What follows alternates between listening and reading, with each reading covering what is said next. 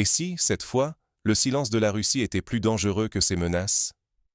Dans les eaux noires de la mer d'Azov, la 6e flotte de l'OTAN avance, cap fixé droit sur le pont de Crimée. Officiellement, il ne s'agit que d'exercices pour la liberté de navigation, mais dans les coulisses de toutes les chancelleries, chacun sait. Ce face-à-face est un test, une provocation à l'adresse de Moscou, une tentative de jauger ses limites. La réponse russe, elle, ne fait aucun bruit. Pas de communiqué, pas de mise en garde. Seulement un balai de navires et d'avions, une mobilisation militaire précise, méthodique, presque chirurgicale. Sur les radars, sur les écrans de contrôle, chaque mouvement est anticipé, chaque trajectoire calculée. Ici, pas de place à l'erreur. Le monde retient son souffle, car le moindre faux pas pourrait transformer cette tension en drame. Un incident, une salve de tir, et c'est toute la stabilité régionale qui bascule. La mer Noire, déjà au bord d'une crise, pourrait devenir le point de départ d'un affrontement direct entre grandes puissances. Le risque est immense.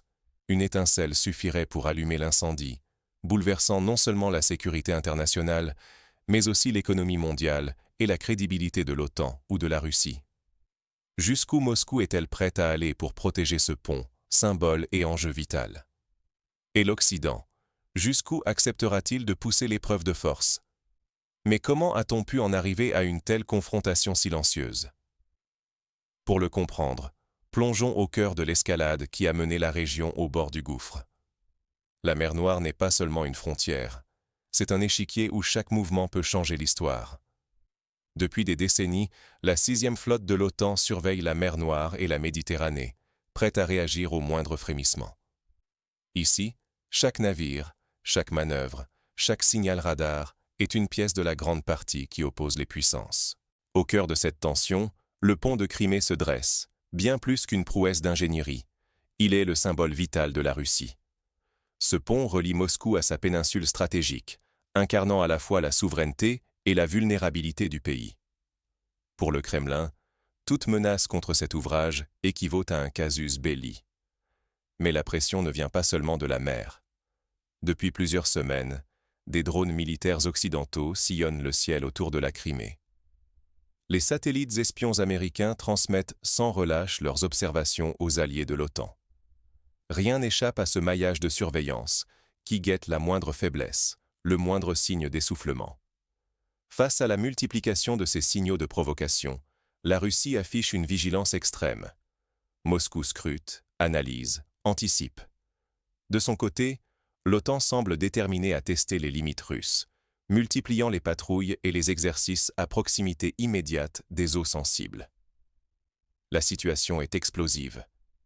Ce n'est pas seulement une question de territoire ou de prestige. C'est la stabilité d'une zone clé pour l'énergie, le commerce et la sécurité de toute la région qui est en jeu. Une erreur de calcul, un incident mal interprété, suffirait à allumer la mèche d'une escalade incontrôlable, avec des conséquences qui pourraient bouleverser l'équilibre international. Sur cette ligne de crête où chaque geste compte, un événement allait précisément faire basculer la tension. Découvrons comment l'incident autour du pont de Crimée s'est déclenché.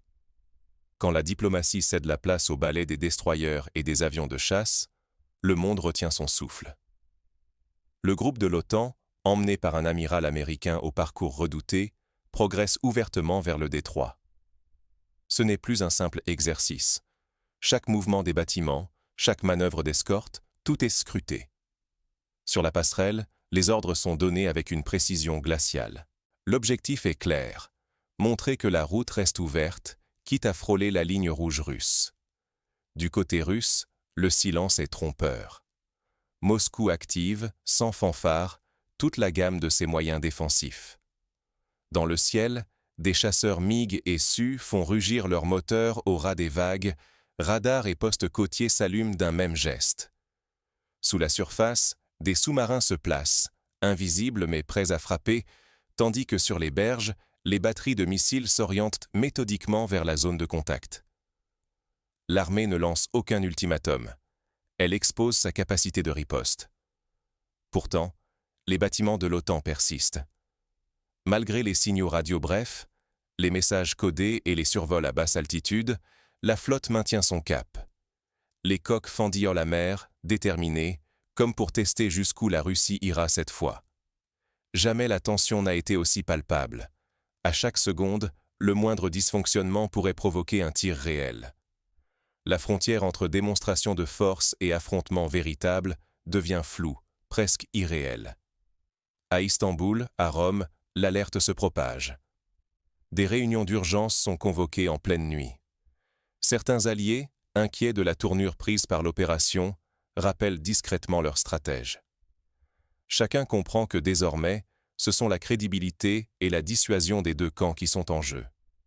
Un faux pas, et l'escalade pourrait devenir incontrôlable, avec des conséquences irréversibles pour la paix et l'économie mondiale. Tout semble prêt à basculer. L'image de puissance, l'équilibre régional, la sécurité des marchés. Tout est suspendu à la maîtrise des hommes sur place. L'histoire pourrait s'écrire à la vitesse d'un missile. Et pourtant, dans ce face-à-face électrique, c'est la retenue, presque invisible, qui va décider de l'issue. Voyons comment chaque geste, chaque silence, a déterminé la suite des événements. Quand la peur s'empare des marchés et que l'Occident découvre une Russie métamorphosée, en quelques heures, le choc géopolitique fait vaciller la planète finance. À Londres, à New York, les écrans boursiers virent au rouge. Le prix du pétrole bondit. Chaque baril devient un symbole d'incertitude, et les places financières tremblent sous les ordres de vente. Partout, le doute s'installe. La Russie ne joue plus selon les anciens codes. Ce que beaucoup prenaient pour des lignes rouges floues sont désormais des frontières infranchissables. L'Occident comprend soudain qu'à Moscou, la détermination est froide, méthodique et surtout assumée. Les états-majors de l'OTAN sonnent l'alarme.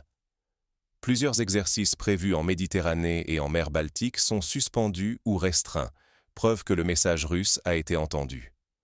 Le risque d'escalade est trop tangible. Mieux vaut éviter toute provocation supplémentaire. Mais à l'Est, la Russie ne se contente plus de réagir. Moscou ordonne des manœuvres stratégiques d'ampleur inédite. Terre, mer, air, cyberespace. Toutes les composantes sont mobilisées. Les images de colonnes blindées, de sous-marins en mouvement et d'escadrilles au décollage font le tour du monde. Ce n'est pas une démonstration de force ordinaire, c'est l'annonce d'une nouvelle doctrine. Fini le temps de l'attentisme. Désormais, la Russie anticipe, agit, impose son tempo. Il ne s'agit plus d'envoyer des avertissements, mais de contrôler la dynamique de l'affrontement. Dans cette atmosphère tendue, chaque investisseur, chaque responsable politique mesure la fragilité du nouvel équilibre. La confiance vacille, les marchés s'affolent, l'énergie devient rare, et la sécurité collective n'est plus un acquis. Le moindre faux pas pourrait tout emporter. Cette onde de choc annonce une ère où rien ne sera plus comme avant. Reste à comprendre ce que le monde doit tirer de ce basculement, et surtout, ce que vous-même pouvez en retenir. Pour saisir pleinement les leçons de cette crise, il faut plonger dans la logique qui guide désormais Moscou, et découvrir comment ces événements redessinent votre quotidien, bien au-delà des gros titres. Parfois, le vrai pouvoir ne s'exprime pas par la force brute, mais par la maîtrise du silence. C'est précisément cette force tranquille que la Russie vient de démontrer face à la percée du 6e flotte de l'OTAN. Ici, aucune déclaration triomphale, aucun cri d'alarme, uniquement des actes, froids et précis, qui imposent le respect sans bruit ni fureur. Ce qui frappe, c'est la capacité de Moscou à agir sans fanfaronnade. Lorsqu'une puissance choisit de ne plus expliquer ses gestes, mais de les exécuter, c'est un signal qu'il faut savoir décrypter.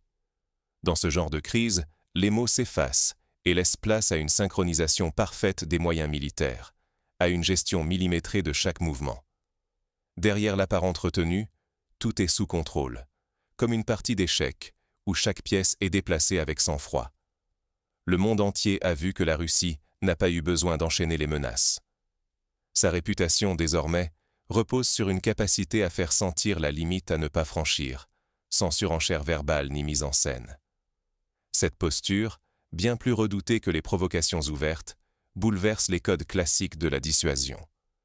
Elle rappelle que le vrai pouvoir, c'est celui qui s'impose par la certitude de la riposte, pas par le bruit des promesses. Ignorer ces signaux implicites, c'est risquer d'être pris au dépourvu lors de la prochaine crise, que ce soit sur le plan politique ou économique.